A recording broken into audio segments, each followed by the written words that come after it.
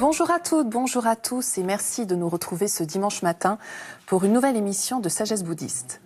On porte dans la tradition zen une attention toute particulière à l'instant présent, ce que l'on appelle communément l'ici et maintenant, c'est-à-dire la vie quotidienne.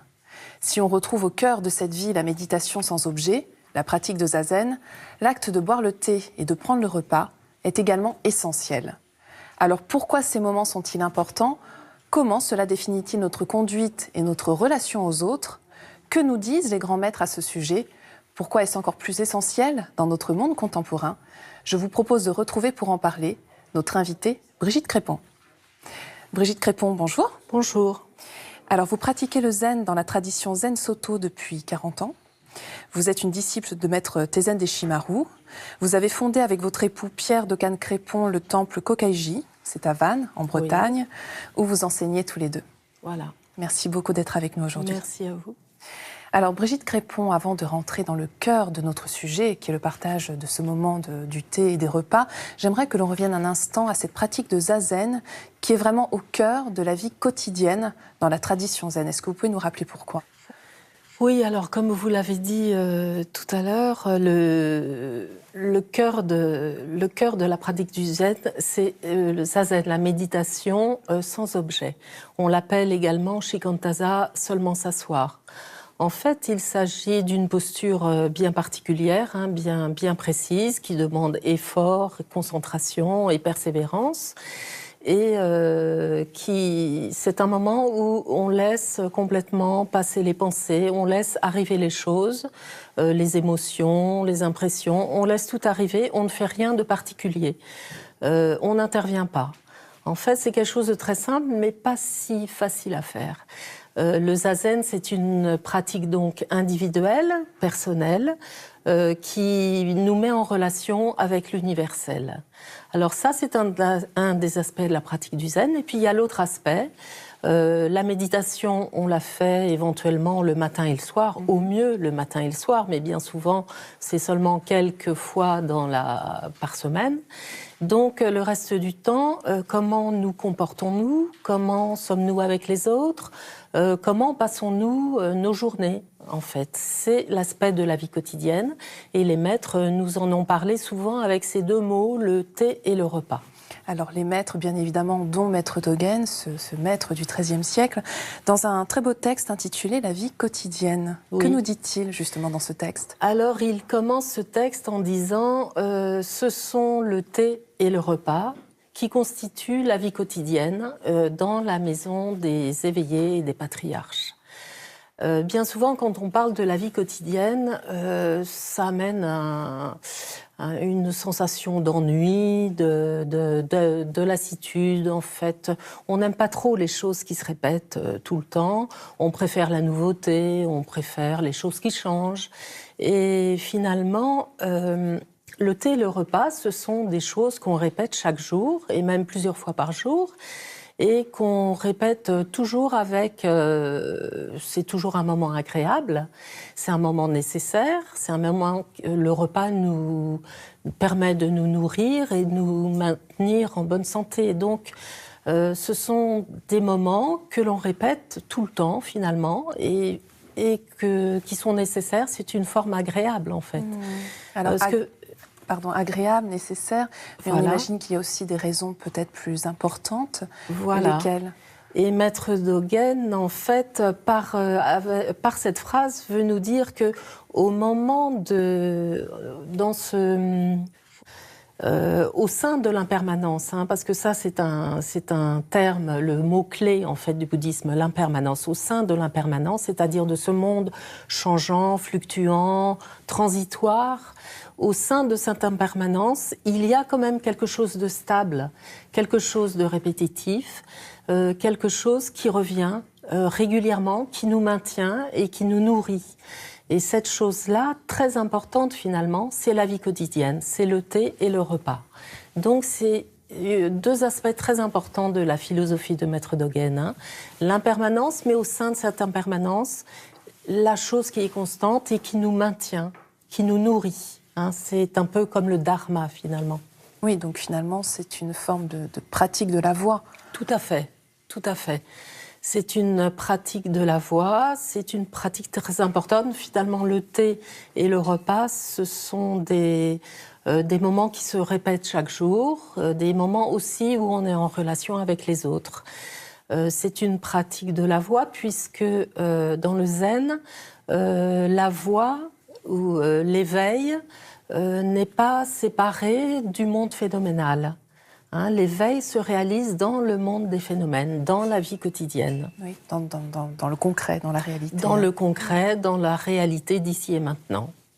Alors, Maître Dogen a aussi écrit un autre texte très très beau qui s'appelle « Les pouvoirs miraculeux ». Il y a une histoire, justement, assez intéressante. Est-ce que vous pouvez nous la raconter, Brigitte Crépon ?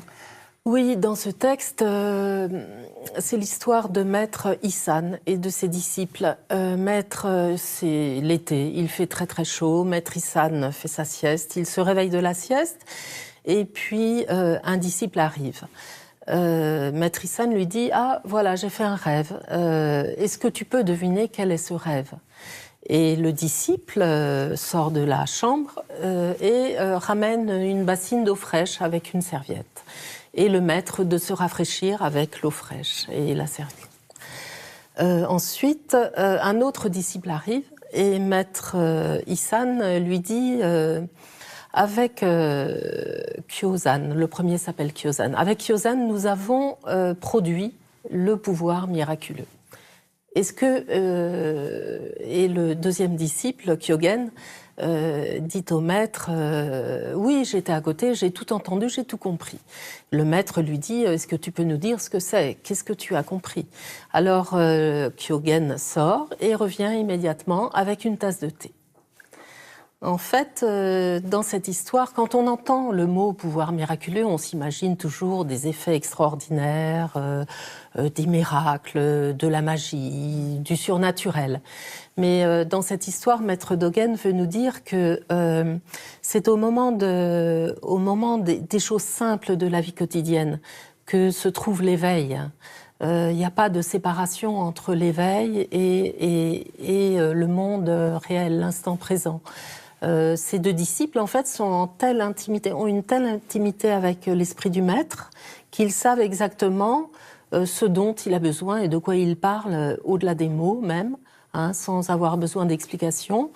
Les deux disciples, il y en a un qui amène la tasse de thé, simplement, et à travers ce geste simple d'apporter la tasse de thé, il montre son éveil. Et c'est ce que Dogen appelle le pouvoir miraculeux. Mais qu'est-ce que cette histoire, peut-être de manière un peu plus profonde, nous dit de notre rapport aux autres, justement, Brigitte Crépon ? Alors, ce moment extraordinaire se situe dans la vie ordinaire. Ça, c'est la philosophie du zen. La vie ordinaire, c'est là où tout se passe, c'est là où on peut exprimer l'éveil. Par des gestes simples, des actions très simples, on peut montrer son éveil. Disons que la vie quotidienne, c'est le terrain de jeu de l'éveil. Ce qu'il nous montre aussi, et ça c'est un autre principe fondamental du bouddhisme, c'est qu'on n'est pas séparés des autres. On vit en interrelation, en interdépendance, avec tous les éléments de la nature, tous les éléments qui forment notre environnement, et évidemment avec les autres. Et on est dépendants les uns des autres pour exister. Ça, c'est un point très important également du bouddhisme. Alors, Maître Dogen, justement, nous parle beaucoup de cette rencontre, on l'a vu avec ses deux disciples, de l'importance de l'instant présent, de l'aujourd'hui. Il ne faut vraiment pas passer à côté, Brigitte Crépon. Non. Ça ne se reproduira pas deux fois, c'est ce qu'il nous dit. Exactement, voilà. Donc, et ça l'illustre pour la rencontre du thé ou du repas, c'est la rencontre avec l'autre. Il y a une expression japonaise qui dit ceci, l'unique rencontre pour l'unique fois. C'est en termes japonais, c'est ichigo ichi-e. En fait, cette rencontre, même ici et maintenant, aujourd'hui, sur ce plateau, si on doit la reproduire une autre fois, elle ne sera jamais la même. elle est vraiment unique. Ce moment présent, là, ici et maintenant, est unique parce que la prochaine fois, nous ne serons pas dans les mêmes conditions physiques, dans les mêmes conditions intellectuelles ou même dans les conditions d'éveil. La lumière ne sera pas la même, le temps ne sera pas le même. Donc, ça ne se reproduira jamais de la même façon. Donc ce moment maintenant est unique, cette rencontre est unique. Ce qui a d'autant plus de sens finalement dans notre monde contemporain qui est de moins en moins attaché justement à cette attention à l'instant. Tout à fait. Bien souvent dans les relations mondaines, les relations sociales, les relations entre les gens manquent de sincérité, on manque de présence à l'autre, on n'écoute pas l'autre, vraiment, on fait trois choses à la fois. Et d'ailleurs, on voit très souvent des personnes déjeuner ensemble, des amis déjeuner ensemble, discuter et en même temps regarder, répondre aux mails, répondre aux SMS. Et c'est passé complètement à côté de cette rencontre unique, de ce moment unique. Et Dogen aussi ajoute ce mot à propos de l'aujourd'hui, comme vous avez dit. Une seule journée doit avoir du poids. Une seule journée d'une vie de 100 ans. Si vous la laissez passer, jamais plus vous pourrez la rattraper. Il n'y a aucun moyen de revenir à cet instant unique, de revenir à cet instant présent. Hein, ce qui est le futur, c'est pas là, c'est pas encore là. Le passé, c'est déjà passé. Il n'y a que la vie, c'est maintenant, c'est ici et maintenant. Alors, il y a une autre très belle expression japonaise qui nous dit ça, c'est le terme de Zanshin, le cœur qui demeure. Oui. Vous pouvez nous expliquer, Brigitte Crépon ? Zanshin, le cœur qui demeure, ou l'esprit aussi qui demeure. Shin, c'est le cœur et c'est aussi l'esprit. Pendant une rencontre, il se passe quelque chose. En fait, l'hôte et l'invité terminent cette rencontre avec toujours un sentiment. On garde toujours une impression, un feeling, une émotion. Il reste toujours quelque chose d'une rencontre. C'est Zanshin. En fait, Zanshin, c'est l'expression des relations humaines, des sentiments humains qui sont rythmés par la rencontre et la séparation, par la joie et par la tristesse. Donc, quand on est conscient de cela, on met le maximum pour que la rencontre se passe bien, pour ne rien négliger, et que ce soit un moment exceptionnel, un moment unique. Alors, avant de nous quitter, je crois que vous avez une très jolie histoire de Maître Dogen, toujours, à nous raconter. Oui, c'est l'histoire qui termine d'ailleurs ce chapitre sur la vie quotidienne. Alors, c'est une histoire amusante que j'aime beaucoup, qui n'appelle pas de commentaires, d'ailleurs. Et c'est l'histoire elle s'appelle le thé de Joshu. Joshu est dans son temple, un moine arrive et il lui dit es-tu déjà venu ici ? Le moine répond oui, je suis déjà venu ici. Alors Joshu lui dit prends donc une tasse de thé avant de partir. Il y a un autre moine à côté de lui. Joshu lui dit est-ce que tu es déjà venu ici ? Le moine lui répond non, je ne suis jamais venu ici. Joshu lui dit prends donc une tasse de thé avant de partir. Alors l'assistant de Joshu qui était à côté de lui dit mais enfin comment se fait-il que vous répondiez la même chose à ces deux personnes ? Prenez donc une tasse de thé, il y en a un qui est venu et l'autre qui n'est pas venu. Est-ce que vous pouvez m'expliquer ? Alors Joshu lui dit oui, approche-toi. Et Joshu lui dit eh bien prends donc une tasse de thé avant de partir. Merci beaucoup Brigitte Crépon. Merci. Merci beaucoup à vous. Avant de nous quitter, voici quelques conseils de lecture. De Tenzin Deshimaru, publié dans la collection Spiritualité vivante chez Albin Michel, Zen et vie quotidienne, la pratique de la concentration. Livre du thé chez Synchronique Édition, de Kakuzo Okakura. Et enfin, Le Zen des petits riens, de Gary Thorpe, chez Marabout. C'est la fin de cette émission. Vous pouvez la revoir toute la semaine sur France TV, le service vidéo de France Télévisions.